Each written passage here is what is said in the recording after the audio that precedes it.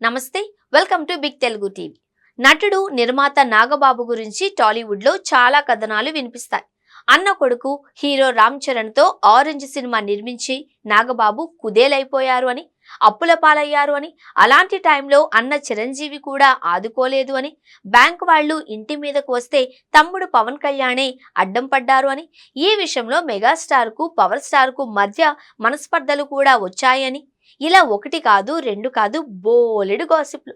ఆ తర్వాత జబర్దస్త్ అనే ప్రోగ్రాం ద్వారా నాగబాబుకు కాస్త ఊరట లభించింది. కొంత ఫిక్స్డ్ ఆదాయం రెగ్యులర్ గా వచ్చేలా ఈ అవకాశాన్ని అందరూ కలిసి ఏర్పాటు చేశారు అని కూడా అనేవారు. చాలా ఏళ్లు జబర్దస్త్ కార్యక్రమం చేశారు. ఆ తర్వాత సినిమాలు షోలు ఏవీ చేయకుండా ఉండిపోయారు.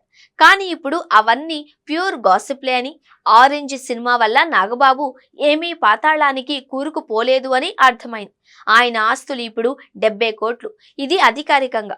వీటిలో 11 కోట్ల ఆస్తులు ఫిక్స్డ్ అసెట్స్ అంటే స్థిరాస్తులు.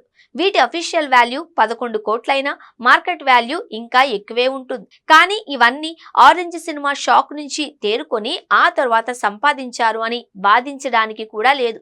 ఎందుకంటే ఆరెంజ్ తర్వాత ఆయన సినిమాలు చేయలేదు. నటించిన సినిమాలు కూడా చాలా తక్కువ. చేసిన సినిమాలు షోలు ఆయన లాంటి సెలబ్రిటీ మెయింటెనెన్స్ కే సరిపోతా. అంటే ఆరెంజ్ సినిమా వల్ల నాగబాబు నష్టపోయి ఉండవచ్చు, ఇబ్బంది పడి ఉండొచ్చు.